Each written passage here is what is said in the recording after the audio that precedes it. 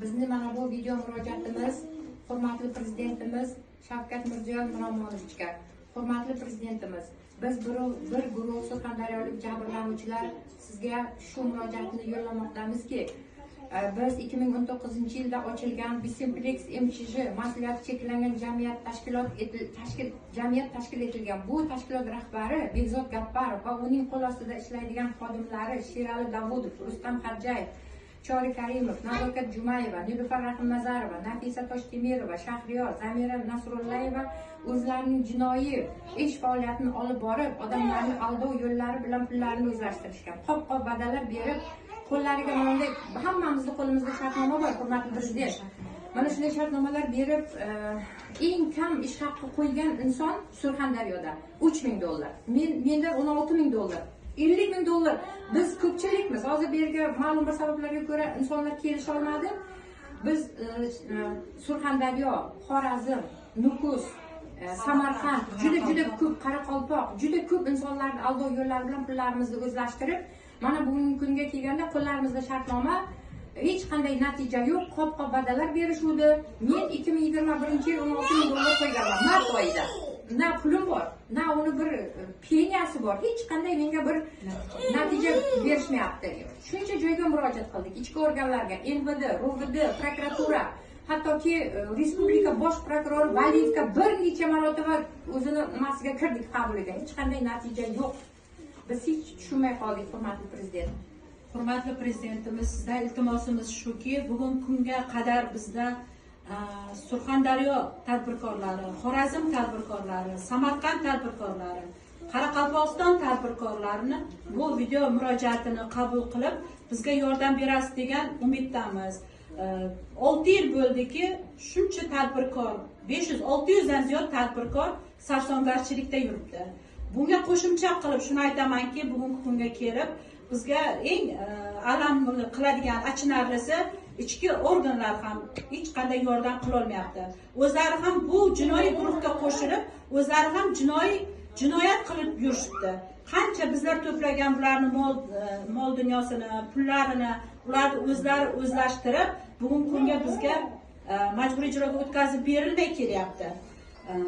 Yana shunga qo'shimcha qilib aytamanki, bular bizga sizni qarorlaringizni ko'rsatib, sizni bergan qarorlaringiz, sizni portretlaringizni chiqarib, ofislar ochib, Surxondaryoda ish faoliyatini davom ettirib, shunchalik sho'ng'ib ketishdiki, bular juda katta faoliyatlar olib borilib, mana ko'rishingiz mumkin. Prezidentning portreti osilgan. Mana prezidentimizning qarori deb ko'rsatib, o'sha bu bank, hamma banklar kelajakda yopilib ketadi. Bu Bisimplex bankdan hamma foydalanadi kelajakda. Mana shartnomalar, bu bank, mana prezidentning qarori deb har bir xonalarga prezidentimizning rasmini osib, prezidentning qarorini ko'rsatib, bizni aldov yo'llari bilan pulni qo'ydirishgan. Mana shu Bisimplex inchisiga. Sizni nomingizdan foydalanib, yolg'on qaror deb hech qanday sizni qaroringiz yo'q bu yerda. Endi bilyapmiz, biz surishtiruv natijasida aldov yo'li bilan katta bir jinoiy guruh bugungi kunda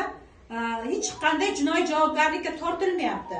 Hech qanday ish natija bermayapti. 3 yildan buyon organlarga murojaat qilgan bo'lsak, undan oldin 3 yil oldib qo'yganmiz. Jami bo'lib 6 yildan buyon xalq sarson. Sizdan iltimos qilib so'raymizki, bizga yordam berishingizni, mana shu ishlarimizni ijobiy hal qilib berishingizni iltimos qilib so'raymiz. Hurmatli prezident, biz advokat oldik 3 yil avval. Xorazmdan advokat oldik. Hech qanday advokatlarning kuchi yetmadi bu MChJga, Bisimplexga. Shunchalik bular zo'r ekanki, Xorazmdan biz advokat oldik. Hozir advokatlarga ham kuchi yetmay qolyaptiki, bizni delomiz Xorazmda jinoiy ish qo'zg'atilgan. Prokuror hammani xabari bor. Lekin bizni Surxondaryo bilan Samarqandning delosi Xorazmga keladi, Toshkentga jo'natib yuboradi. Xorazmga keladi, bo'lyapti. Surxondaryo umuman bizga biz taraf bo'lmayapti. Shuning 13 ta lider majbur bo'ldikki, sizga murojaat qilishimiz. Xorazmdan advokat yollashga majbur bo'ldik. Shunday. 13 ta lider yorug'likda yuribdi. Mana hammasi yana ish faoliyatini davom ettiryapti. Yana odamlarni aldov yo'li bilan auditoriyalar ochib, shunday ish faoliyatlarini yurg'izib, biz pulimizni so'rab borsak, har qanday aldovlar bilan bizni javobimiz, bizni ichki ishlarni chaqirib yo'lga qilib tashlaydi pulimizni so'rab borsak. $16,000 so'rab borsam, nima chaqiradida, uchastkavoydan meni uchastkavoyga berib yuboryapti. biz qayerga murojaat qilishimizni bilmay qoldik. Oxiri ana shu muhtaram prezidentimizga shaxsan o'zlariga murojaat qilishimizga to'g'ri keldi. Bizlarga biron bir sudyalar ham yon bosmadi, tergovchilarimiz ham yon bosmadi. Biz oddiy xalqman shuncha yildan beri shuncha sarsongarchilik qayerga bormaylik, qaysi ish taqlatmaylik, hammasidan faqatgina rad javobini, qaytarish javoblarini olamiz. Ochilgan delolarimiz yopilib ketyapti. 102 ham qildik. O'zimizning misol mana aka viloyat hokimiga ham murojaat qildik. Ijobiy yordam berishingizni so'raymiz. Shaxsan o'zingizning prezidentning qabulxonasiga Toshkentga ham bir necha marta bordik.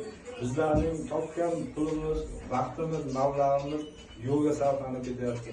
Kimga borishimizni, kimdir bironta yarim misol mana shu ishlarimizni ijobiy hal qiladigan odam, shaxs yoki biron bir tashkilot rahbari yo'qki, bizda mana shu qo'limizdagi hamma isbotimiz, dalilimiz qatorga shartnomalarimizgacha hammamizda bor. Lekin buni birontasini olib ijobiy hal qilib beradigan, jon kuydiradigan fidoyi xodimning o'zi yo'q.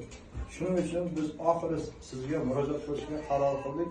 6 yillik sarson sargardonchilikda 53 milliardlik xalqning umarilgan pullarini o'z egalariga o'z vaqtida undirib berishimizga, o'z uyini sotib turib qo'ygan. hattoki minib yurgan mashinasini, hatto Prezident 2018-yilda birinchi bo'lib Uskoin ochildi. Bu ham xuddi kriptovalyutada deb bizga sotganlar. O'shadan ko'tarib ketgan narx-navosi hozir arzon turibdi. Prezident qarori bor. Mana shu ishni rivojlantirish uchun deb bizga aldib sotgan koinlari birjaga chiqdi ham, arzimas pulga chiqdi va ko'tarilmadi ham, yo'q bo'lib ketdi birjadan. Bizni Toshkentga seminarlarga ham chaqirdi. Chetdan odamlarni olib kelib, mana shunday yo'nalishlar bo'yicha ko'tarilyapti deb. Lekin bular ham effekt bergani yo'q. Keyin bu ish ham bo'lmadi, birjaga chiqish qiyinlashyapti. Bitsimplix ochamiz. Xuddi bankda pullaringni qo'yasizlar, har oyga qolgan pullaringga qarab foiz olasizlar dedi. Lekin u foizlarni ham olganimiz yo'q. Hammasi qo'l uchidagi ishlar bo'lib, odamlardan pullarini olish bo'lgan. Biz sudga murojaat qildik, advokat yo'lladik, prokuratura boshqalarga murojaat qilganimiz bilan ham baribir ham hech qanaqa natija bo'lmayapti. Shunga faqat siz qoldingiz, sizdan yordam so'raymiz. Hurmatli prezidentimiz Shavkat Miramonovich, sizga qilayotgan mana shu murojaatimizga yana bir narsani qo'shimcha qilib aytamanki, bizlar shuncha yildan buyon, 6 yildan buyon kurashib kelayotgan bu jinoiy guruh topgan, xalq orqasidan topgan mol-mulkini bugungi kunga kelib, Respublika prokuraturasida ishlab kelgan Obid degan shaxs 3 ta bitcoin, ya'ni bugungi kunda hisoblasak bu 4 milliardga yaqin summa bo'ladi. Ana shuni o'zlari tinchitib yuborgan yoki bekor qilib yuborganmi, bu bizga aniq emas. Shunga aniqlik kiritib, xalq topgan buni, xalqning pulini o'zlariga qaytartirib berishingizda, bu ishni o'zingiz nazoratga olishingizda sizdan o'tinib so'raymiz va iltimos qilib qolamiz. mana shu o'tgan 6 yil ichida qanchadan qancha oilalar ajrashib ketdi. Mana shu mol, mulk, janjallar qanchadan bo'ldi. Qancha odamlar bo'lsa mana shu pulimni olarmikanman deb insult olganlar qancha, o'lib ketganlar qancha. Bularning misol har bittasini agar bir ism va familiya bilan agar yo'qlaydigan bo'lsak, eslaydigan bo'ladigan bo'lsa, u bir kunimiz ham yetmaydi.